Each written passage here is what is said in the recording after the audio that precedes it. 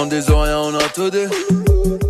Est-ce massif suspecté qui est FBB pour parole inutile, on parle pour ne rien dire et en disant rien. On a tout dit. Aujourd'hui, on est avec l'un des piliers du coup du game. Du coup, on va aussi parler de ce statut de pilier. Donc, du coup, c'est Guillaume MC. Guillaume MC, exactement, qui est Mister Voilà, qui est aussi, du coup, membre fondateur de Metal Sound. Hey, ils font tout ce qu'ils voudront pour que je ne la vois pas. La jolie dame en rouge. Tu peux faire comme chez toi, mais n'oublie pas que t'es chez moi.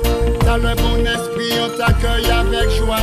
Jeune fille, you douce, peux pas passer moins tout au long de la nuit. Et qui revient du coup avec un nouvel album Power qui sort plus tard dans le mois, c'est 26 juin. Le 21 juin. Le 21 juin du coup, donc n'hésitez pas à guetter ça comme jamais. Donc aujourd'hui on va parler de cet album mais aussi un petit peu de ton parcours. Donc du coup tu as parlé de, tu as dit voilà, d'où ça vient justement ce gimmick voilà, est-ce que tu t'en souviens? En fait, moi ça dit que avant je me disais well pour commencer mes sons et puis c'est pendant l'enregistrement d'un featuring avec Yannick sur un de ses albums et j'avais chanté mon couplet et puis à la fin j'ai dit voilà et puis justement c'était Tyrone Downey qui réalisait l'album et donc à la fin du couplet je dis mais tu sais tu vas enlever le voilà parce que j'ai mal fait, c'était well que je voulais faire et puis il m'a dit non si tu veux tiens le truc, efface toi-même. Mais moi, ça c'est une trop bad gimmick, je garde, je laisse. Ok, donc c'était une erreur de base. Oui, à la base c'était une erreur. Ok. Et puis donc c'est Tyrone Downey m'a dit non, garde ça mon gars, parce que c'est une trop bonne gimmick. Et donc j'ai gardé, j'ai dit bon, si Tyrone Downey me dit ça. J'avoue. Et du coup, tu as commencé à chanter à quel âge, Ovio? Ben, c'est-à-dire que, il faut dire que moi, au départ, la musique, c'est par le tambour. Ok. C'est tambour, moi j'aime jouer tambour, tout ça, différent et tout. Et puis dans le quartier, à Rivière-Pilote, à Lens-Figuier, Poirier, tu vois, donc nous on organisait des feux de camp, donc avec mes cousins, je jouais au tambour et tout, bah, comme ça. J'aimais beaucoup le gros cas, je chantais beaucoup les morceaux de Tissé Céleste, tous ces gars-là. Ok. Et puis au fur et à mesure, moi le reggae m'a pris, quoi, tu vois, et puis... Comment ça arrive du coup le reggae? Parce que c'était une musique qui était pas forcément marginale, mais un petit peu à l'époque. Donc comment tu tombes dessus en fait? Mais c'est que tu sais, à l'époque, Radio Caraïbe International, quand il arrivait 18h, en fait, ça tournait en anglais. Ok, d'accord. Tu vois, ouais, ça tournait en anglais et du coup, on entendait beaucoup de musique anglophone, quoi, et donc beaucoup de reggae aussi, quoi. Donc, j'écoutais ça, tous les soirs. J'étais sous la véranda de chez mes parents avec un petit poste radio et puis j'écoutais. C'était ado du coup? Ah oui, j'étais jeune. Ok, d'accord. Oui. Et du coup, à quel moment tu passes de j'écoute LCI, quand ça passe en anglais, etc. À quel moment tu passes de juste auditeur à la pratique? Ben, tu sais, bon, il y a une chose, c'est que j'ai toujours aimé faire des textes. C'est-à-dire que aimé faire des textes, quand j'étais à l'école de la 6e au BTS d'ailleurs, à chaque classe, je faisais un texte sur les élèves, avec le nom des élèves et avec le nom des professeurs. Ouais, ça on aimait bien faire ça aussi. et comment dirais-je, et donc avec au fur et à mesure, il y a ce qui s'est passé, c'est que le digital est arrivé. Ok. Le digital avec les trucs comme Slang Tank, tout ça, tout ça. Et en fait, ça m'a pris encore plus. Tu vois, et j'ai voulu faire comme les Yellowman, j'ai voulu DJ, quoi. C'est le style DJ m'a vraiment beaucoup plu et j'ai voulu faire pareil. Et puis donc il y avait déjà, je connaissais déjà des frères aussi qui chantaient, quoi, qui faisaient ça, les Lion Country, les gars de l'époque, quoi, les Prince Inoffensifs. Il y avait de Daddy Skanky aussi, tout ça. Donc moi j'ai voulu faire pareil, quoi. Et chez moi je me suis entraîné à faire mes textes parce qu'il ne fallait pas arriver n'importe qui dans les sons de système. Il était quand même micro mais à l'époque là, tu vois. Donc il y avait déjà est-ce que c'était un peu les débuts de son système ou bien quand toi tu arrives, ça faisait déjà comme des années qu'il y en a? Non, il y avait déjà les rockers, tout ça, mais c'était un truc quand même qui était plus Rastafari, quoi. Tu vois. C'était plus Rasta, même il n'y avait pas beaucoup de meufs, c'était les meufs qu'il y avait, c'était des Rasta, tout ça, et donc au fur et à mesure c'est arrivé, puis mais c'est surtout avec le Digital Light Fight avec Prince Inoffensif, Avec, non, pas Christine, Philippe Majesty, Lion Country, tout ça, et tout, que moi j'ai commencé à aller en son système, à regarder les gars, à regarder, et puis jusqu'à ce que je me suis dit non, moi il faut que je tienne ce mec-là, quoi, tu vois. Et puis donc c'est comme ça que c'est arrivé. Est-ce que tu te souviens de ta première fois sur scène en son système? Ou bien tu en avais appris tellement que. Bon, mais quand même, je me souviens, peut-être ça c'est peut-être pas ma première fois, mais je me rappelle des fois où avec les gars des frères du François, les Delta 9, ils avaient un groupe qui s'appelait les Delta 9. Ok. Et tout ça, ils faisaient des petits sons à la presqu'île au François, Ok. tout ça. Et effectivement, comme je les connaissais, j'y allais, il y avait Skunk qui venait là aussi. Et c'est les premières fois où j'ai tenu le micro, c'est par là, c'est au François. Et ça s'est bien passé ou bien au début Oui, c'était. bien passé, ça c'est bien parce que moi, comme je t'ai dit, je tostais déjà quand même chez moi depuis un moment parce que moi, je ne voulais pas arriver n'importe quel moment, pas jamais l'arriver. En manière imbécile, en manière pour il y aura un micro là, mais moi, je dis, on va bégayer. T'as déjà vu de ça se passer, genre. Ah oui. Ah ouais, les gars, ils arrivaient de dire, oh, c'est pas bon. Ah ouais, tu bégayes, parce qu'à l'époque là, il fallait pas jouer dans les sons de système. Hein. Ouais. C'était la vraie école, quoi. Tu venais pas et raconter n'importe quoi, tu ne venais pas bégayer au micro et tout ça, dire ouais, prends le de pour moi s'il te plaît. Non. J'étais capable de micro à la même moment. Ok, et est-ce que c'est du coup, tu as parlé de Skunky, des frères, tout ça, est-ce que c'est à cette période-là que vous créez Metal Sound ou bien ça vient après? Un peu après. Comment ça se passe? On avait déjà, c'est-à-dire que on était déjà dans les sons, quoi. On évoluait déjà dans les sons de système. Et puis il y a eu les premières rap attitudes. Ok. Tu vois, avec.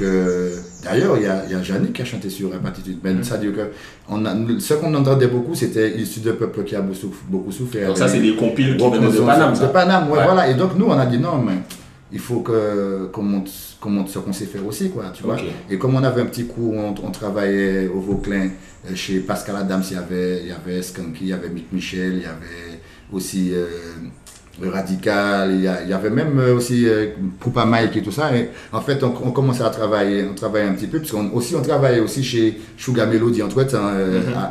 Comme Sugar Melody, c'est un frère il toastait aussi, et il avait un petit studio chez lui à la ZAC. Et donc avec Radical, les gars aussi on toastait là. Donc et du coup, on a décidé avec Pascal Adams, Mick Michel, Skunky, de monter un petit groupe qui s'appelait Raga Soul. Okay. Pour pouvoir faire des maquettes et tout ça. Bon, ça a duré un certain temps quand même, et puis jusqu'à avant qu'on nous produise. Et puis, du coup, c'est parti comme ça. Et comment ça arrive, du coup, la production? Qui est-ce qui vous détecte? Qui est-ce qui se dit, ah, il y a un truc? La première personne en tout cas, qui m'a parlé de production, qui m'a parlé de faire un truc, c'est un frère qui s'appelle Jocelyn Catan. Ok. Jocelyn Catan, c'est sur Facebook, c'est Jocelyn Jonas. Il fait des reportages sur la musique traditionnelle maintenant. Okay. Il était professeur à la MEP, parce que moi j'étais à la MEP à l'époque. Il était professeur à la MEP et comme j'avais chanté à la MEP, tu sais, une journée de lycéen. Voilà, exactement. Donc il m'a dit, frère, il faut que je te voie, il faut que je voie les autres gars avec qui tu travailles, tout ça différent, parce que j'aimerais faire un truc avec vous. Finalement, on s'est rencontrés avec tous les frères, tout ça. On n'a pas réussi à faire un truc avec lui, mais quand même ça nous a fortifié dans le fait qu'il faille faire un truc, qu'il faille se rassembler, qu'il faille travailler pour montrer ce qu'on savait faire, okay. Pour faire une maquette, pour préparer un album, pour montrer ce qu'on savait faire. Et du coup, on a travaillé, on a fait des trucs. Parce que le Jeune Fille Douce à la base, parce qu'il y avait le premier Jeune Fille Douce qui était un peu plus soul, puisque le groupe s'appelait Raga Soul. Parce que Pascal Adams, lui il avait la fibre plus soul que reggae ou truc. Donc lui il avait une vibe, et en plus c'est lui qui pouvait programmer à la base à l'époque. Donc c'était des beats un peu à la soul, tout. Ok, d'accord. Tu vois, des trucs comme ça. Et c'était que le premier Jeune Fille, c'était sur un beat comme ça. Après lui, il a dû partir en Guyane pour son travail.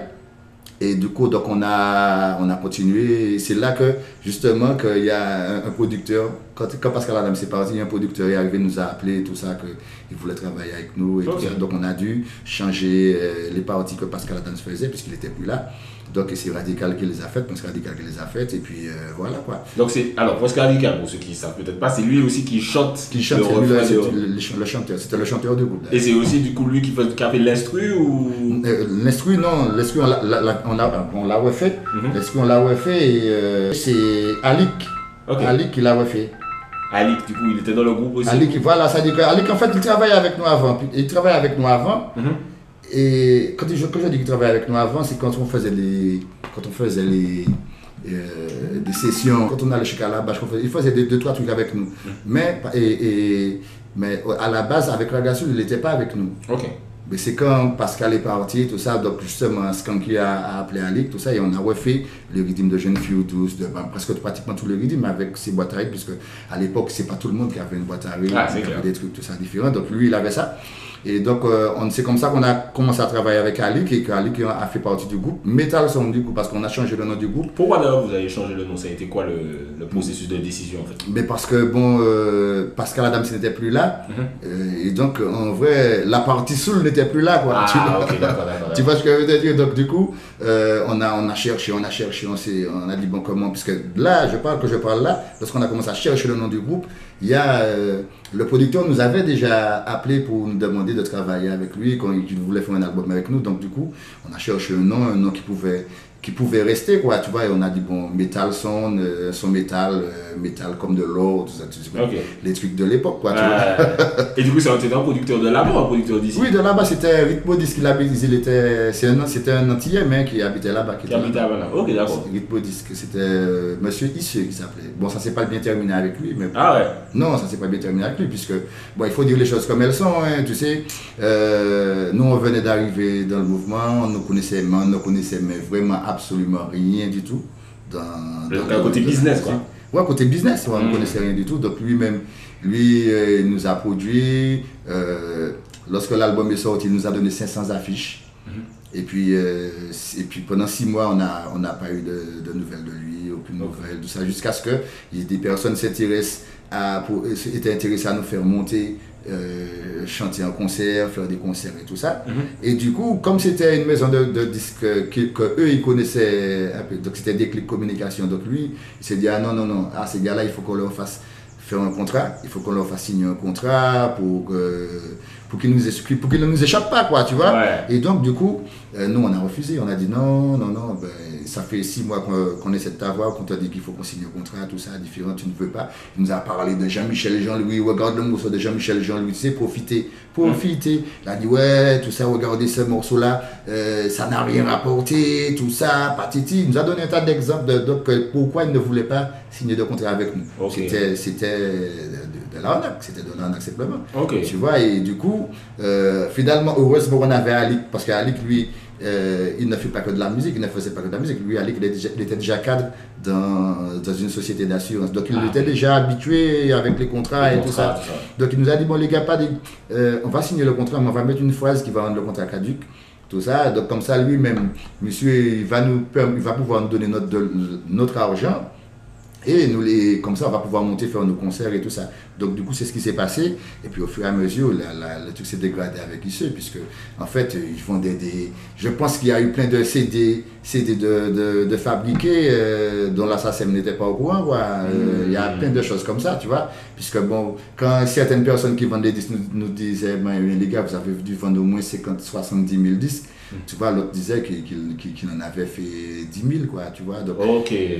Donc c'était, en fait, tout ça pour dire qu'en fait, quand on rentre dans la musique, il faut savoir dans quoi on rentre. Non, c'est vrai, c'est super intéressant ce que tu dis là, tu sais pourquoi? Parce que jusqu'à maintenant, jusqu'à très récemment là, il y a des artistes qui sont bloqués, il y a des problèmes de producteurs, contrats, etc. Et les gens ne se rendent pas compte que, du coup là tu me parles des années 80 quasiment. Bah oui. Là, donc ça a vraiment toujours existé. Donc voilà, très important quand on rentre dans le game de contrat, avocat, machin. Exactement. Et puis, ça dit que, comme je dis toujours, tu vois, un maçon, il n'est pas architecte. Le maçon, lui, il connaît sa tuile, mais la maison que l'architecte lui donne sur un papier, une feuille A3, il nous la remet en grand. Ok. Tu vois, donc ça veut dire que le maçon, lui, il sait lire le plan de l'architecte. Donc pourquoi nous, on ne connaît que notre micro ou bien notre stylo? Il faut savoir qu'ils connaissent le côté... tous les à côté tout le business, quoi, tu vois. Savoir que, bon, une avance, quand un producteur te propose une avance, un producteur ou un éditeur te propose une avance, il faut savoir qu'il ne te donne pas de l'argent. Il faut rembourser. Qu'il faut rembourser. Et même parce qu'il y a plein d'artistes qui sont grisés par ça, quoi, qui ne savent pas qu'une avance est remboursable. Non, c'est clair, franchement, c'est clair. Alors que théoriquement, c'est dans le terme avance, tu vois déjà. Voilà, tu vois déjà ça, mais je sais pas, ils sont grisés par ça, ils voient qu'il va, bon, ah ouais, il va me donner une avance de temps, ah, donc moi je vais courir au-dessus. Tu vois, alors que, parce que nous, on a signé, avec Metalson, on avait signé en édition chez Sony Publishing. Et ben, imagine-toi que parce qu'on a signé en 95, de 1995 à 2000, moi, j'ai pas touché de SACEM. Parce qu'en fait, t'as cédé les droits. C'était des remboursements. Ouais. Remboursement, chaque fois que je recevais mon relevé de SACEM, à la fin, si c'était marqué en rouge, remboursement Sony. Parce que tu remboursais ton avance. Ben oui, l'avance. Ok. Tu vois, donc c'est terrible ça. Ok, d'accord. Ah ben oui, c'est terrible. Et du coup, cet album-là, Jeune Fille Douce, il est sur quel album? Il est sur le premier album? Le premier album. Et parce que ce morceau-là, vraiment, si on doit quand même parler de ce morceau, qui est... on est en 2022, c'est dans quelle année que vous l'avez enregistré? Il a été enregistré en 92. 92, donc voilà, ça fait vraiment super longtemps. Comment tu expliques que jusqu'à maintenant, quelqu'un qui va avoir, je sais pas, 20 ans, tu mets directement, c'est machin, etc. Comment la longévité de ce morceau, est-ce que tu l'as senti? Comment toi tu l'as vu jusqu'à maintenant en fait? Ben, tu sais, c'est pareil, on était surpris, nous, on a été surpris de ce qu'a fait ce morceau-là, parce qu'il est resté quand même 3 mois, premier à tous les hit parades, même à Sainte-Lucie et tout ça. Ouais. Donc, moi je pense que les jeunes de cette époque-là, dont on faisait partie, déjà attendaient ça. Tu vois, et puis, il y a aussi le petit côté qu'on avait un chanteur.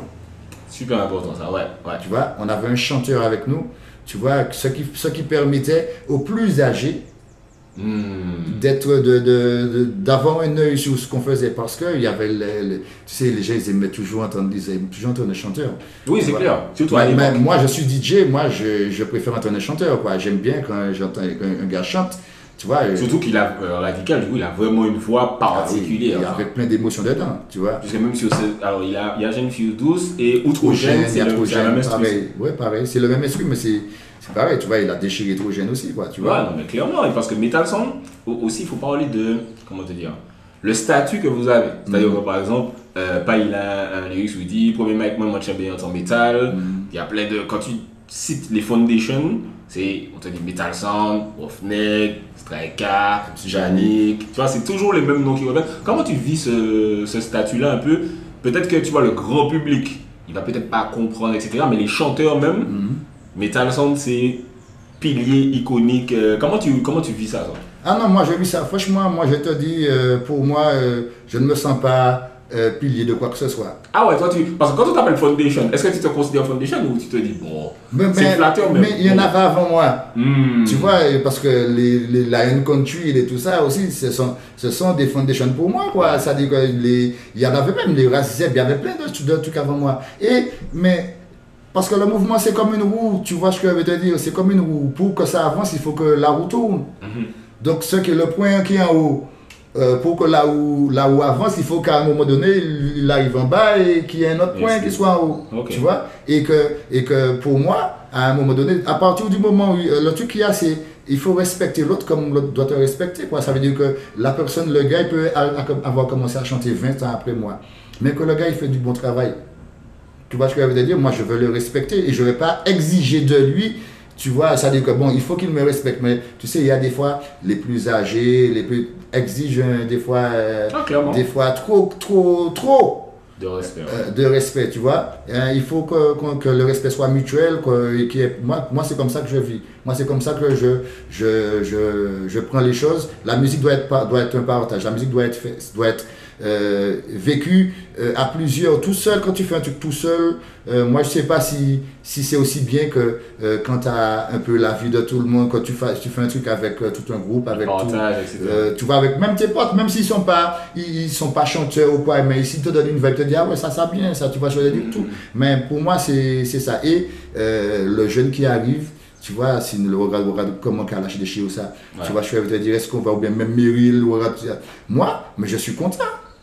Okay. Je suis content. Après, je ne vais pas, comment dirais-je, je ne serai peut-être pas d'accord avec tous les textes ou avec tout, tu vois, je veux dire, mais le travail en lui-même.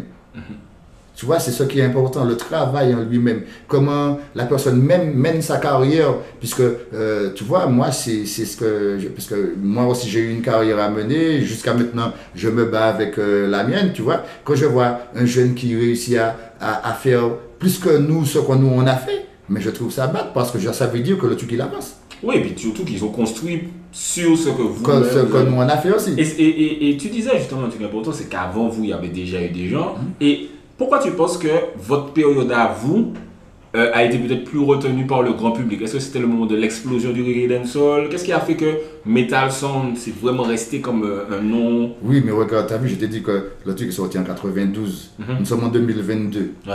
Tu vois, je te dis, quelqu'un qui avait 20 ans en 92, on a combien là aujourd'hui? Oui, non, c'est vrai, c'est vrai. Tu vois, donc ça veut dire que cette personne-là a des enfants qui ont déjà 20 ans, même 30 ans.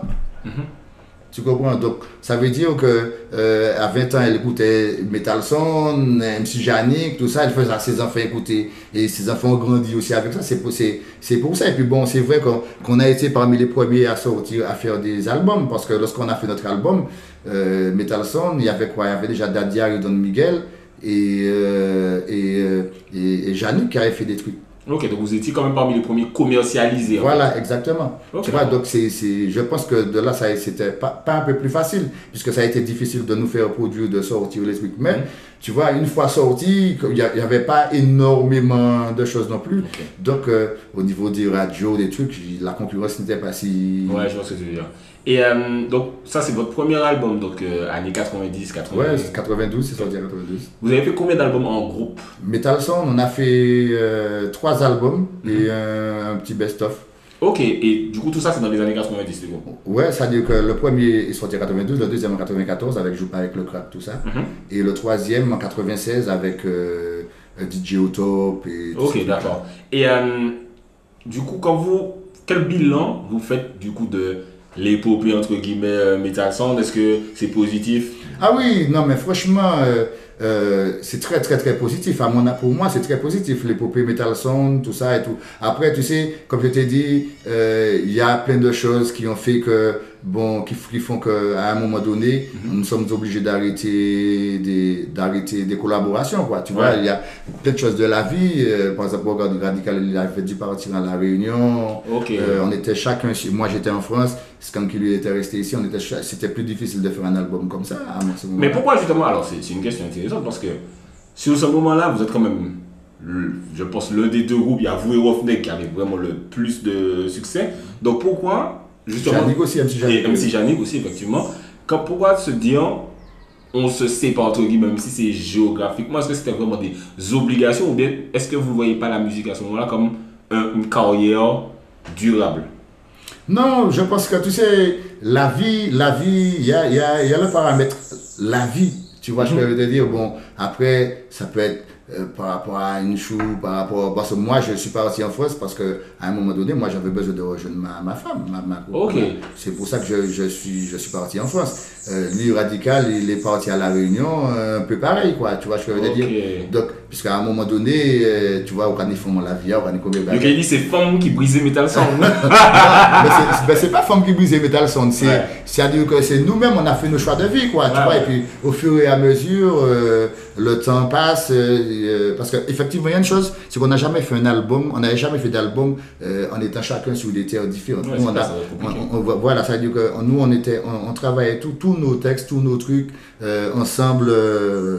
Donc, et là, je pense que bon, l'envie de faire un truc comme ça aussi n'était pas là, quoi, tu vois. Et les années ont passé. Moi-même, j'ai commencé, quand je suis parti en France, j'ai commencé aussi à travailler avec le grooving. J'ai intégré le grooving sound avec Jamaica. Il y avait Bozio Jimmy à l'époque, il y avait Admiral Sim, Supamaya et tout ça. Puis il nous a rejoint Skyka et tout ça. Et donc, au fur et à mesure, puisque moi je suis en France, donc j'ai commencé à travailler avec les gars et j'ai commencé à faire des sons, des trucs. Et il est venu à un moment donné où on a parlé de faire un album solo de moi. Mais justement, est-ce qu'à ce moment-là, enfin, c'est quoi ton état d'esprit? Est-ce que tu te dis, ah ouais, c'est dommage, on avait un truc comme avec Metal Sound? Ou bien tu te dis, bon, c'est bon, ça c'est fait. Maintenant, est-ce que tu avais déjà envie d'être en solo quand tu étais dans Metal Sound? En fait, il faut dire que moi, quand je suis arrivé en France, il fallait que je dise Guillaume, c'est 2 métal sound quand même. Pour certaines personnes, quoi. Pas peut-être à Paris, mais que j'allais en banlieue ou un peu. Il fallait que, ou en province plutôt, il fallait que je dise que je faisais partie de Metal Sound pour qu'on voit qui j'étais. Pour qu'on voit qui j'étais. Donc, mais au fur et à mesure, mais c'est vrai que tout le monde nous disait, alors les gars, mais alors quand est-ce que vous faites un truc, quand est-ce que vous refaites un album? Donc, dans ma tête aussi, je me disais, effectivement, c'est dommage que nous pas fait l'autre album, tout ça. Ouais. Mais en même temps, de notre côté, je fréquentais les sound system avec le grooving, tout ça, et mes amis me disaient, ça te bien qu'on fait un petit projet, quoi. Tu vois, je te dis, c'est ce que j'ai fait, et puis avec la Dame en Rouge et tout ça. Justement, donc du coup, ton premier album, rappelle-moi le nom, du coup, c'est 2001, je crois. Le premier album, oui, c'est Long Time. C'est Long Time, donc du coup, avec un autre classique, du coup, qui est La Dame en Rouge, que jusqu'à maintenant, les gens écoutent. Comment t'es venu l'inspiration pour ce morceau, avec une petite métaphore, etc. Oui, mais ça dit que, comme je t'ai dit, moi j'ai toujours aimé écrire, tant que je le peux, avec, en jouant avec les mots et tout. Et comme là, ce morceau-là, en fait, il ne devait même pas être sur cet album-là, parce que c'est un morceau que j'ai fait juste après avoir enregistré cet album-là. Okay. Et c'est quand il y a comme justement Eric Sia, avec qui on a travaillé sur cet album-là. Il a entendu le morceau, il m'a entendu chanter le morceau, répéter le morceau. Il m'a dit, mais gars, ce morceau-là, il faut mettre ça sur l'album, tout ça. En plus, il est en français, puisque j'étais à Paris, donc lui, il me dit, il disait, il militait pour qu'il y ait beaucoup de morceaux en français sur l'album. Il me dit, en plus, ce morceau-là, il est en français, tout ça. Donc, il faut mettre ce morceau-là. Et moi, j'avais envie de parler, de traiter d'un sujet, mais en laissant penser que je parle d'autre chose. Ouais, non, ça c'est vraiment ce qui a fait le succès de ce morceau. Tu vois, il y a les gens qui comprennent la lecture de cette façon-là, et puis les gens de cette Exactement. façon-là. Et je peux te dire que mon père défunt, lui, en fait, il n'aimait pas du tout c'est l'histoire de reggae, de rasta, de tout ça. Mais en fait, lui, il disait, mais pas moi, il me le disait pas, moi, mais il disait à des potes à lui, le seul morceau de Guy, parce que moi, c'est mon prénom, c'est Guy Albert. Ouais, okay. Le seul morceau de Guy Albert qu'il aime, c'est La Dame en Rouge. Je disais, putain, mais s'il savait de quoi je parlais. Mais évidemment, t'as parlé, c'est intéressant. Tu dis que ton propre père est un petit peu réfractaire à l'idée reggae, rasta, etc. Déjà, quand tu commences à chanter, t'es pas tout de suite dans l'idéologie rasta, en fait. C'est-à-dire que, non, à notre époque, quand tu prenais le micro, tu étais quand même dans cette idéologie-là. Même si tu ne portais pas les locks, mais tu étais quand même un peu dread, comme on dit. Et donc, du coup, on était tout de suite catalogués. Hein, c'était Rasta, c'était drogué, Rasta, tout ça, quand on faisait cette musique. Et parle-moi un peu d'ailleurs de ce fait d'être catalogué, de cette marginalisation. C'était vraiment compliqué à cette époque-là d'être Rastafari, reggae, etc. Même, je te dis, même de fréquenter des Rastas, c'était compliqué. Et puis, il y a une deuxième complication, c'était là où j'habitais, à Rivière-Pilote. Ok. Ah, Rivière-Pilote, c'était encore plus... mais à Rivière-Pilote, ça t'est tendu à Rivière-Pilote. Ah oui, c'était fliqué pratiquement à Rivière-Pilote. Ah, parce qu'on m'a obligé de dire, bon, le sud... Pas Zion, mais tu vois un peu le je comprends. Tu vois? Je comprends. Bon, après, on peut dire plus ça peut être pour le Vauclin. Okay. C'était plus easy par là, mais à Rivière-Pilote, c'était plus tendu hein, avec le maire qu'il y avait là à l'époque, Monsieur Marie-Jeanne. Donc il était anti... Ah oui, il n'était pas sur ça du tout. Okay. Ah oui, c'est parce que pour lui, Rasta était égal à fainéant. Ok. Tu vois, c'était égal à oisif, à tout ça, et que lui, pour lui, il voyait des gens qui sont travailleurs, alors qu'il se trompait complètement. Oui. Il voyait peut-être que, tu vois, il voyait quelques personnes peut-être qui avaient des locks, mais qui n'avaient pas peut-être vraiment la philosophie Rasta, parce que si il voulait voir de vrais Rasta, il pouvait en voir. Il pouvait en voir qui travaillaient, qui vendaient sur les marchés, qui faisaient de l'artisanat, il y en avait plein, quoi, tu vois. Mais bon, tu sais, quand tu as une idée préconçue. Oui, c'est l'ancienne génération. Je pense qu'avec le temps, est-ce que d'ailleurs tu as senti au fur et à mesure le fait que ça se soit détendu, que les gens acceptent Ah oui, j'ai senti, mais je te dis, ne serait-ce qu'arriver à Pilote. Ouais. Ne serait-ce qu'arriver à Pilote, moi j'ai vu comment les choses ont changé dans la commune, comment il y a la plupart des jeunes ont des locks, clair, tu vois, je veux te dire, donc exactement, c'est devenu une mode. Donc les choses ont changé. Même j'ai eu à parler, discuter avec lui parce que, en fait, il avait ses idées, il avait ses opinions, mais quand il avait quelqu'un qui avait des arguments face à lui, il n'était pas sourd. Ok. Tu vois, c'est ça le truc, il n'était pas. Parce que justement, j'ai une anecdote, j'ai le premier sound system qui a été fait à Lens-Ligué, je l'ai fait en 1990. Ok. Tu vois, et quand je suis allé lui demander de pouvoir utiliser la plage, il m'a demandé mon nom. Quand je lui ai donné mon nom, il m'a dit ah, Rasta, drogué, bah, conseil, comment c'est crié en la rivière, en mettant la rivière au bout là. Il m'a dit frère, qu'est-ce qu'on va dire là, bah, quoi, il a dit mais pas dis-moi pas filmer. Hein. Tout ça différent. M'a dit vous laissez ça comment on filmer, bah, même m'a dit oui monsieur Marjane. Et mais moi si ou savent comment on filmer parce que yo vini dire où on filmer. Mais c'est que mon nom vini prendre l'odeur la filmer moi bokay moi et puis venir rapporter parce que mon nom personne ne peut pas dire que moi vini bokay yo importuné et puis qu'a filmer moi. Okay. Donc et quand on a commencé on a parlé il a finalement il dit ouais ben mon cabot plage là. Tout ça, mais si ça t'a formé qu'on fume moi ou pas ni encore pièce. Moi dit pas de problème, merci un peu, mais pas voyez mon nous quand même. Il dit bon pas voyez mon ça avec ça. Mais tu vois il a écouté quand même, c'est ça qui est tu vois qui était bien avec lui, c'est qu'il avait ses idées d'une manière que je ne partage pas quoi, tu vois, mais il pouvait quand même écouter les gens. Ah ça c'est bien, tu vois, il n'était pas fermé. Voilà, quand même il écoutait. Mais quand tu avais des arguments, mais si tu n'as pas d'arguments tu bégayes devant lui, tout ça, et bien à ce moment-là, il t'écoutait pas. Et c'est super intéressant ce que tu disais, parce qu'au-delà, donc là on parle un petit peu de l'aspect politique, etc., la vision du rastafarisme, mais même la musique reggae dancehall, parce qu'à l'époque, du coup, c'est le souk qui domine. On parle beaucoup il n'y avait pas un duel, mais vous étiez peut-être vu avec mépris. Est-ce que toi, tu as vécu ce côté Metal Sound, je pense que vous étiez quand même icône des jeunes à ce moment-là, et malgré ça, on vous mettait à part? Ben écoute, je vais te dire une chose, hein. Je suis de Rivière Pilote, j'ai fait partie j'étais de Metal Sound. Imagine-toi que la première fois que j'ai chanté à Rivière Pilote, on a chanté une fois dans un truc on avait chanté une fois vite fait, que ça avait arrêté d'ailleurs, en 93. Ouais. Et après j'ai rechanté en 2015 à Rivière Pilote. Ah ouais? Vous n'étiez pas du tout star de la Covid. Ah non, du tout pas. Je te dis, j'étais une fois où ils ont arrêté dans la savane là de Rivière-Pilote, la savane là, la place de la savane là, Rivière-Pilote, ça s'est arrêté, c'était pendant le carnaval. Et justement, lorsqu'on a fait 1-2 morceaux, mais ils ont arrêté ça. Après, je te dis, c'est en 2015. Ah ouais, et est-ce que vous aviez des explications par rapport à ça ou bien vous calculez? Moi, j'avais pas d'explication par rapport à ça, mais aucune explication. Aucune explication. Ah ouais, c'est vraiment terrible, sachant que vous étiez, voilà, comme tu disais, vous vendiez beaucoup de disques. Ben oui, comme moi je savais pourquoi. Ouais. Donc c'est pour ça que moi ça me faisait rigoler parce qu'on jouait partout. Oui, c'est ça. On jouait partout, toutes les communes autour de Rivière-Pilote, partout en Martinique.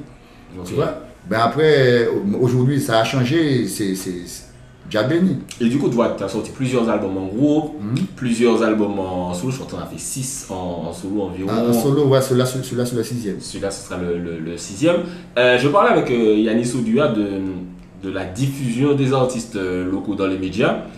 Des fois, moi qui suis énormément le reggae, des fois, le reggae dancehall, le rap, etc., des fois j'ai l'impression qu'on peut penser que les artistes sont inactifs. Mais c'est parce qu'ils ne sont pas diffusés. Vraiment diffusés comme ça, oui, c'est vrai. Est-ce que tu as senti, parce que voilà, j'ai une fille d'où ça passait, je pense que vous avez quand même eu pas mal de morceaux qui passent en radio. À quel moment il y a eu cette fissure où, ok, vous passez plus quoi, ou très peu? Ben, moi je vais dire après, quand on a arrêté avec Déclic, on a continué à travailler, mais il faut dire aussi qu'il y avait beaucoup plus de choses aussi qui sortaient. Je me rappelle, il faut dire aussi qu'il y avait, parce que même nous on a commencé à essayer, parce qu'on a produit Biwa, c'était en 98, on a produit Biwa à l'époque, on avait produit des singles pour Skyka, Que demande le peuple et tout ça et tout, et c'était beaucoup plus difficile parce que, je pense que, tu sais, il y a une chose, c'est que c'est mon avis, après ça n'engage que moi quoi. À un moment donné, j'ai trouvé que les animateurs devenaient plus stars que les artistes même. Ok. Tu parles des animateurs radio, ceux qui décident ce qui passe à la radio? Non, je pensais que c'était les animateurs, peut-être. Mais c'est peut-être les programmateurs, ceux qui décident de ce qui passe à la radio. Mais parce qu'en fait, j'avais l'impression qu'il fallait que, à la limite, flatter l'animateur pour qu'il passe ton son, pour qu'il... je dis l'animateur, certains animateurs, surtout les radios musicales, parce qu'à un moment donné, tu vois, il y avait une radio musicale, après il y en a eu deux, je ne vais pas les citer, mais tu vois, ça a été le moment où, parce que c'est eux qui ont fait qu'il y ait beaucoup de musique, beaucoup de metal son dans la radio aussi, surtout la première, tu vois, beaucoup de metal son, beaucoup de Daddy Harry Don Miguel, beaucoup de Roughneck et tout ça. Mais après, je sais pas, et puis aussi il faut dire que nous ne sommes pas partis aussi, Oui.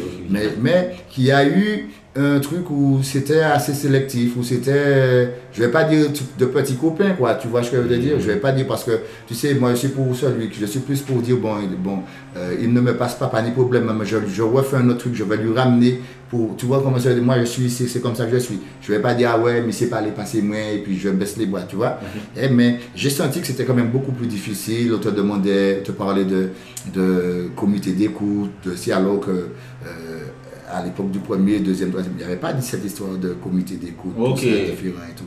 Tu vois, tu ramenais un son, au contraire, les radios avaient besoin de son. Ben j'ai l'impression qu'à un moment donné, ils en avaient trop et... ils ont choisi un chantier pour faire le tri, quoi. Voilà, tu vois, et donc voilà. Mais en tout cas, moi, le truc, c'est eux, ils font leur taf. Moi, je fais le mien. Donc, depuis, j'ai toujours ramené mes produits. Qu'ils passent ou qu'ils ne passent pas. Tu vois, quand tu fais la démarche, quoi. Voilà, je fais la démarche parce que c'est mon taf.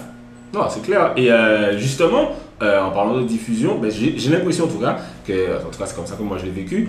Il y a eu un gros trou où je sais que tu sors tes études, parce que moi je regarde sur internet, etc. Mais il y a eu N'oublie pas qui est sorti. Et là, j'ai l'impression qu'on t'a vraiment beaucoup diffusé. En fait, je suis un jeune artiste. Non, mais c'est ça, parce que je me suis dit, ah ouais, il a fait Jeune fille ou 12, j'avais peut-être 3 ans. Et là, on est en, je sais pas, 2020, 2021. Et toute patate, n'oublie pas, etc. Qu'est-ce qui s'est passé avec ce morceau en fait? Ben franchement, moi je ne peux même pas te dire, sincèrement, parce que déjà, c'est un morceau que j'ai écrit à peu près une demi-heure. Ouais. Que j'ai écrit, parce que je dis des vérités dedans, mais quand on regarde l'écriture même du truc, c'est pas non plus si recherché, quoi. Ok, c'est pas compliqué, ça sortait vraiment spontanément. Et je pense que le fait le confinement, la conjoncture a fait que les gens étaient chez eux et puis qu'il y avait aussi un petit peu de tous les problèmes là du chlordécone que dénonçaient les rouges verts noirs, que tous ces trucs là mélangés ont fait que les gens ils ont eu plus accès à ce morceau là, puisque c'était confinement sans le système, tout le monde est chez lui. Ouais. Tu vois, donc tout le monde peut écouter comme il veut. Et bon, ils étaient beaucoup sur leur ordi, parce qu'il faut dire aussi que la radio est un peu moins écoutée aujourd'hui qu'il y a 10 ans. Tu vois ce que je veux dire? Et donc, je pense que c'est tout cet amalgame-là qui a fait que N'oublie pas est passé, quoi, tu vois. Et justement, tu parles un peu du coup des rouges verts noirs, des militants, et ça rejoint un petit peu aussi le thème de N'oublie pas.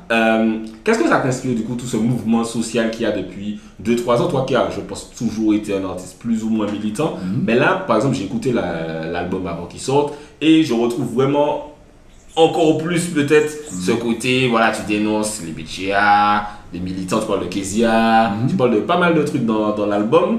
Qu'est-ce qui fait peut-être que... Est-ce que ça rallume une flamme en toi? Non, même la flamme a toujours été là. Comme tu dis, c'est peut-être pas comme nous ne sommes pas diffusés, on pense qu'il n'y a rien, les gens pensent que bon, peut-être que je ne fais pas de musique ou quoi que ce soit, mais la flamme a toujours été là. Tu vois, j'ai toujours... quand j'ai fait un morceau comme d'habitude, j'avais refait une reprise un peu de comme d'habitude. Tu vois, je parle un peu de ce qui se passe et au niveau de la musique et au niveau de avec les mouvements sociaux, où je dis qu'à la fin c'est le béquet qui gagne à la fin à chaque fois. Tu vois, bon, parce que il y a une partie qui se bat et une autre partie qui préfère se ranger du côté de l'oppresseur, quoi. Tu vois, je veux te dire. Voilà. En fait, je voulais dire qu'il pendant qu'il y en a qui se battent, d'autres préfèrent aller faire la queue à la station pour aller aux Salines, pour aller à la plage et tout ça différent. Donc moi j'ai toujours été, il y a toujours eu ce côté militant. Bon, avec n'oublie pas là maintenant, peut-être qu'il y a beaucoup plus de personnes qui vont regarder ce que Guy a fait, mais j'ai toujours été militant dans l'âme. Est-ce que pour toi c'est important quand on veut du dancehall parce qu'il y a beaucoup de ce débat là, est-ce que tu fais partie de ceux qui disent ah ouais, si c'est pas militant, c'est pas bon, ou bien est-ce que tu te dis non, si tu veux, chacun ça non, le truc, tu sais, il faut dans tout pour faire un monde. Ouais. Tu vois ce que je veux te dire? Il y a des artistes qui sont militants, il y en a qui c'est plus festif.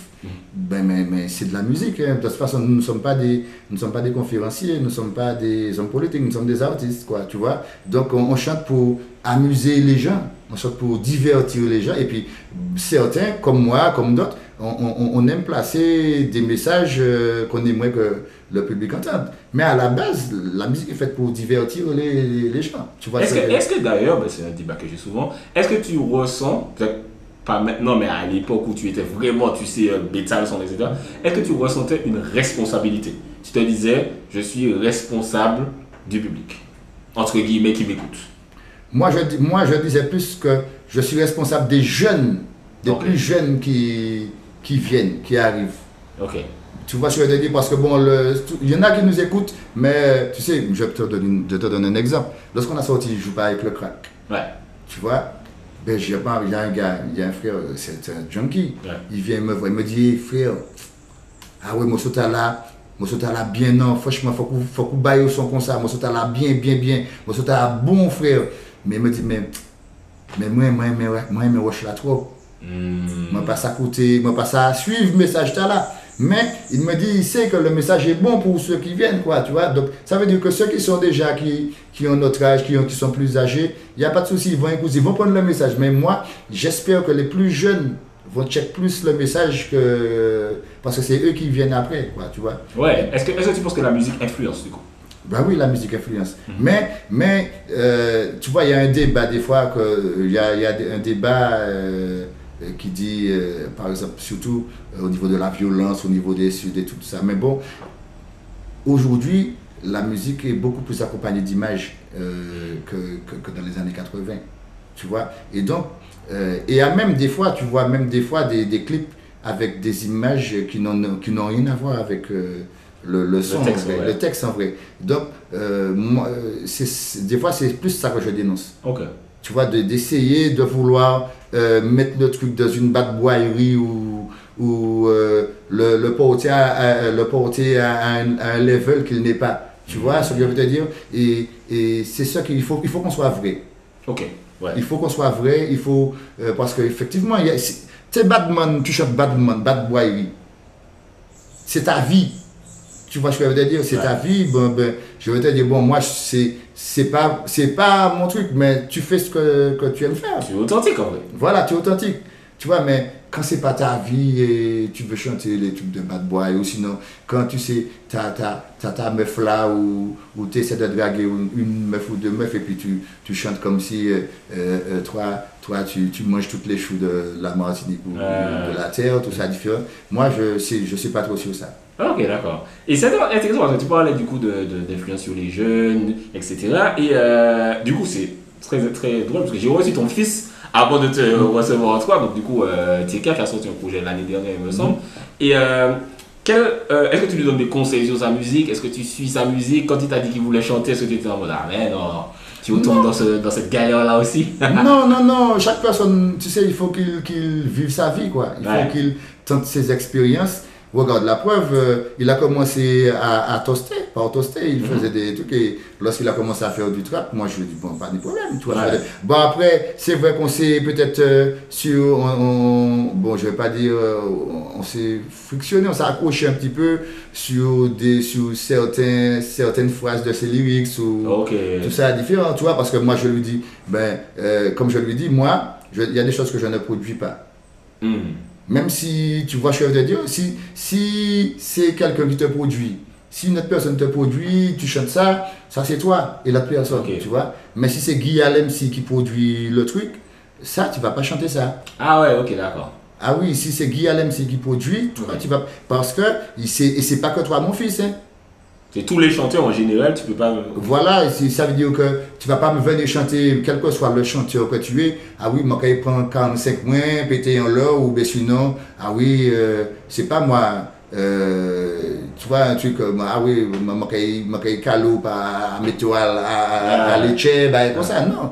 Non, c'est pas mon truc. Mais c'est intéressant d'ailleurs, ça me rappelle un lyrics que tu as dans l'album. Alors je vais peut-être mal le citer, mais tu disais il ne serait pas s'il faisait leur éducation musicale, il ne serait pas les clowns des Jamaïcains, un truc comme ça. Oui, bon, après là je parlais d'autre chose. Mais tu sais pourquoi c'est intéressant? Parce que alors il y a un artiste qui s'appelle Evil P que j'ai interviewé qui me disait le dancehall est arrivé en Martinique, le dancehall en Jamaïque c'est slackness. Il y a beaucoup de slackness. C'est pas que ça, oui, mais il y a beaucoup. Vrai. Mais vous, du coup, votre génération, même après toi, même Sahel Friends, etc., vous avez fait le choix d'enlever cet élément, ou bien en tout cas de le diluer au maximum, cet élément-là. Ça a été quoi le processus pour décider de se dire, ok, on va faire du dancehall, mais on va pas faire le dancehall slackness, Gunman, etc.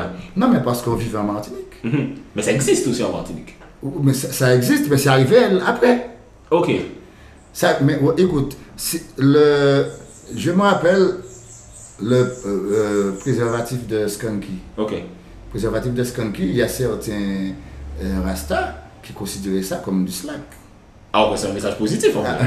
En vrai. Tu vois ce que je veux te dire? Ouais. Il y a certains qui considéraient ça comme du slack. Tu vois? C'est parce que nous, on a notre spécificité martiniquaise. Okay. Tu vois, comme les Guadeloupéens ont leur spécificité guadeloupéenne. Tu vois, nous, on n'est pas... tu vois, on ne va pas aller chanter, jurer la mère de quelqu'un sur une scène. Parce que comment le public va prendre la chose ici, ce ne sera pas pareil que si tu insultes la mère de quelqu'un sur une scène à Paris. C'est clair. À Paris, tu vas dire, ouais, bon, ça pas ici par la maman, tout ça différent. Eh bien, le public va faire, ouais, tout ça. Okay. Mais tu vas le faire peut-être en Guadeloupe ou bien en Martinique, le public va te regarder.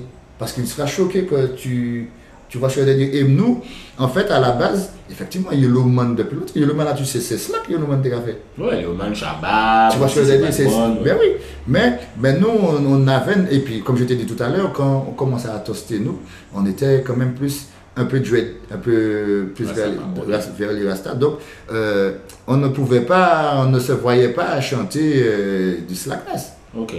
Tu vois, et c'est après, au fur et à mesure, les années ont passé, tu connais déjà, hein, le truc se dilue, et puis il y a de nouveaux artistes qui arrivent, il y a de nouveaux, un peu plus téméraires, peut-être on va dire, ou un peu plus s'en fouter pas mal, qui vont faire leur truc directement. Mais après, comme je dis, slackness est toujours là dans dancehall. Oui. Après, c'est nous, on a fait notre choix et chacun fait son choix, quoi. Tu vois, chacun fait son choix. Et si la personne réussit de ce qu'il fait, tu vois, je vais dire, moi, je ne vais pas me mettre à faire comme lui. Hein, je vais lui dire, bravo, tu as réussi dans ton travail, mais je ne vais pas faire les mêmes textes que toi, tout ça différent, parce que ce n'est pas mon truc. Okay. Mais respect. Et du coup, tu vas sortir ton album. En l'écoutant, je me suis dit, c'est très reggae et il y a moins de dancehall. Est-ce que c'est... Oui, c'est beaucoup reggae. Il y a moins de dancehall, mais quand même, il y a 2-3... Oui, il y a des morceaux de dancehall. On sort par exemple, il n'y a pas... Moi, le son, alors, anecdote, le son, moi, j'ai découvert, parce que j'étais au collège, j'avais sûrement déjà entendu Jeune Fille Douce, mais je ne savais pas exactement qui chantait. Je chantais même pas encore, je me souviens, c'était Accent. Avec accent grave, accent Ça, tu sais, circonflexe. j'étais au collège et genre, tu sais, tu parlais de réécrire des sons avec le nom des gens, etc. Genre, je réécrivais ce son-là, etc. Et ça, après, j'ai vu qu'il y a MC, j'ai tout ça, etc. Mais c'était très dancehall. C'était accent grave, ça, Oui, oui, oui. Est-ce que c'est en grandissant que tu t'es devenu plus reggae, que tu te reconnais moins dans le dancehall, mais c'est sur cet Non, non, non, album-là non, moi je suis dancehall aussi. Hein. Bon, mm. là, j'ai fait cet album-là, il est un peu plus reggae, mais je suis très dancehall aussi. Et comment, d'ailleurs, parlons de la réalisation de cet album. C'était quoi le processus? Tu l'as travaillé depuis combien de temps? C'était quoi l'idée de cet album un peu? Bon, il faut dire qu'avec, tu sais, on a un concept avec Capricon. On a depuis, parce que depuis le début du confinement, on a un concept tsunami musical. Ok. Tu vois, donc on travaille avec Capricon, on fait du son, on a le studio là en France de la 95. Et on fait du son, on fait plein de sons, on écrit et on fait plein de chantiers. Et donc on a plein de rythmes, et du coup avec Capricon, à un moment donné, je m'arrête, et puis je choisis, parce que tu vois, sur cet album-là, il y a 19 morceaux, mais il y en a peut-être une dizaine qui ne sont pas sur l'album, quoi, tu vois, que j'ai déjà fait. Et donc on choisit, on travaille un peu les trucs qu'on a à faire, je demande à Capricon quel rythme qu'il a, tu vois ce que je veux dire, qui peut m'intéresser, et pareil, vice-versa. Et puis on choisit, on regarde comment on fait l'album. Mais cette fois-ci, je me suis plus orienté vers du reggae, vers un album reggae, parce que c'est comme ça que je sentais la chose, quoi, tu vois. Et tu as appelé l'album Powell. Oui. Pourquoi tu as choisi de l'appeler comme ça? J'ai choisi parce que ma travail au parole là-dedans, c'est-à-dire que moi j'ai toujours aimé la parole positive, j'ai toujours aimé la parole, et donc quand je parle de plein de choses différentes. Ça va des problèmes familiaux, tu vois, au niveau par rapport à des terrains. Je parle de l'esprit positif, c'est-à-dire que tu sais comment on voit les choses. Pas comme je te disais tout à l'heure, je ne vais pas reprocher à un animateur, ah ouais, mais c'est pas les jouer son moins, tout ça. Non, mon rapport est positif, je continue à travailler, je lui ramène un autre son après. Tu vois, notre album, je lui ramène, donc c'est d'être positif. Je parle aussi de mon peuple, tu vois, de se battre pour comment nous-mêmes on est oppressés, comme par exemple avec Hors la loi, je dis, nos hommes de loi sont hors la loi aujourd'hui, c'est de là que je parle de Kezia et tout ça. Donc en fait, c'est la parole positive. Tu vois ce que je veux dire, donc j'ai appelé parole, j'ai pas mis de S, puisque bon, c'est que nous avons parlé, tu vois ce que je veux dire, mais c'est pour dire que c'est dans cet album-là, il faut pouvoir entendre des choses qui sont intéressantes. Et alors, c'est un album quasiment solo, il y a le remix à la fin dont on va parler, mais la seule invitée du coup c'est Lady Fresh. Oui. C'est la seule invitée sur le projet. Pourquoi avoir fait ce choix? On aurait pu se dire que bon, t'es tellement bas pour dire on fait solo, mais il y a quand même Lady Fresh, oui. qu'on voit un peu moins dans le game actuellement. Comment la connexion s'est faite? Ben, ça dit qu'elle travaille avec nous depuis un moment, c'est la cousine de Capricon. Ok. Oui, elle travaille avec nous depuis quand même pas mal de temps. D'abord avec Capricon et puis maintenant avec le projet, le concept de tsunami musical qu'on a, tu vois.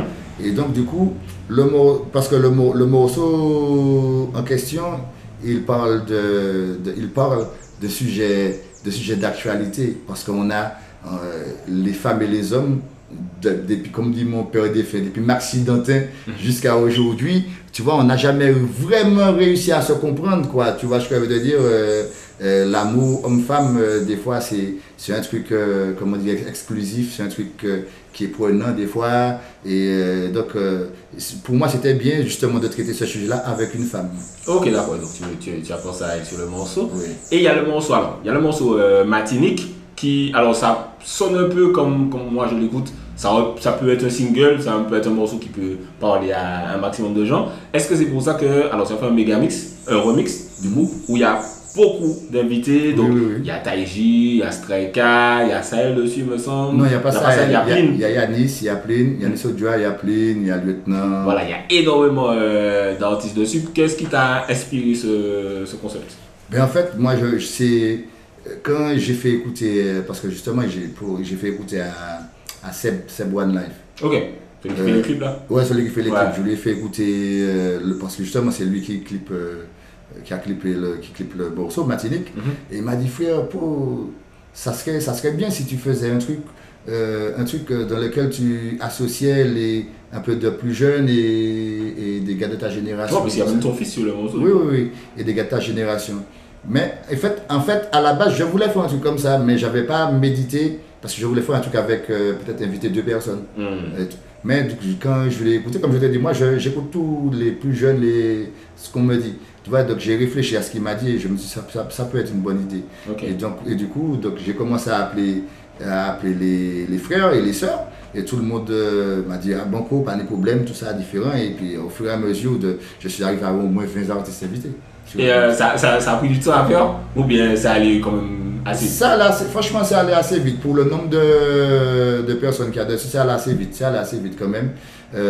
Parce que en fait, les gars, ils sont répondus assez rapidement, quoi. Tu vois, assez rapidement, assez positivement, rapidement. Donc, il y a 2-3 personnes. J'avoue qu'il y a 2 personnes que j'aurais bien aimé qu'ils soient dessus.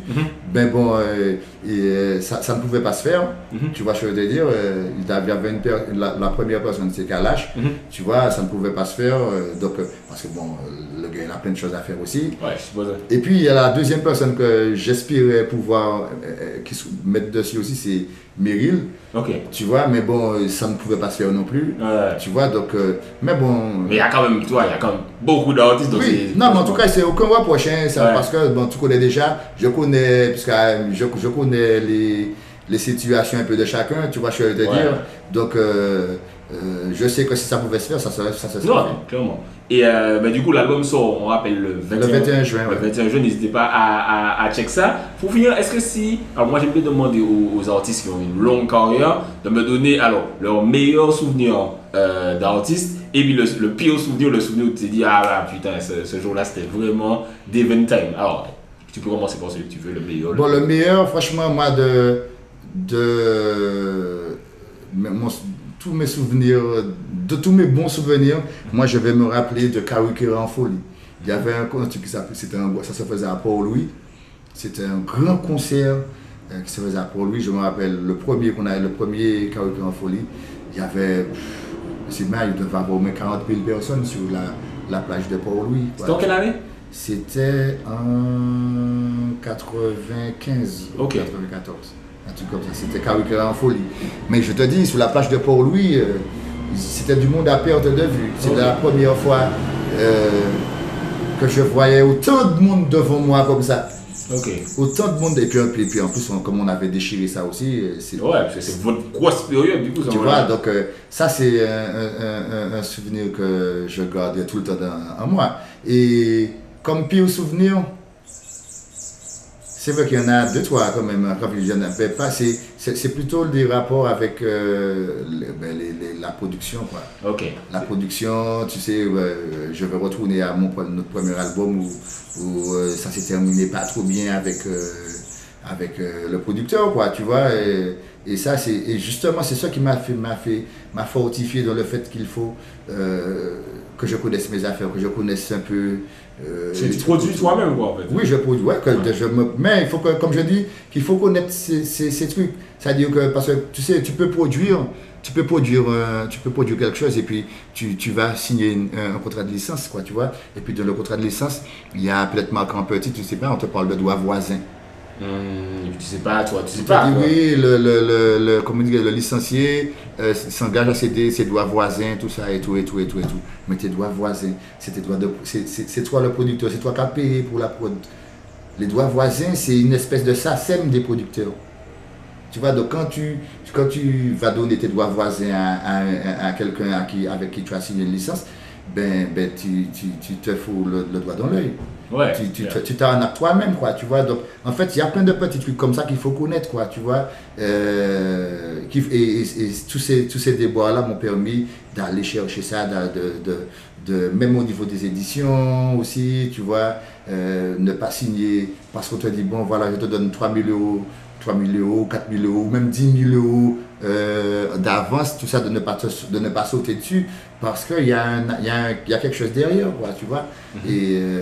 Et pour moi, je remercie l'Éternel de m'avoir donné cette idée-là, de m'avoir donné cet esprit-là parce que j'ai pu éviter de toi des bois un peu plus importants.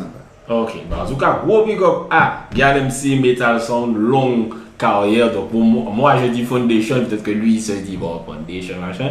Mais bon, franchement tous les sons que j'ai entendus depuis que j'ai, je sais pas, 10-11 ans, c'est M6, Ranky, etc. MC Janik, tout ça, c'est Foundation. Donc gros big up. Quand l'album va sortir, n'hésitez pas à aller le check, le streamer, l'acheter comme vous consommez la musique. Mais en tout cas, faut consommer. On vous rappelle que c'est le 21 juin, l'album c'est Powell. Donc n'hésitez pas à aller check ça. C'était Gal MC Spectre pour Parole Inutile. On parle pour ne rien dire en disant rien. On a tout dit. Voilà. Aïe. On des oreilles, on a tout dit.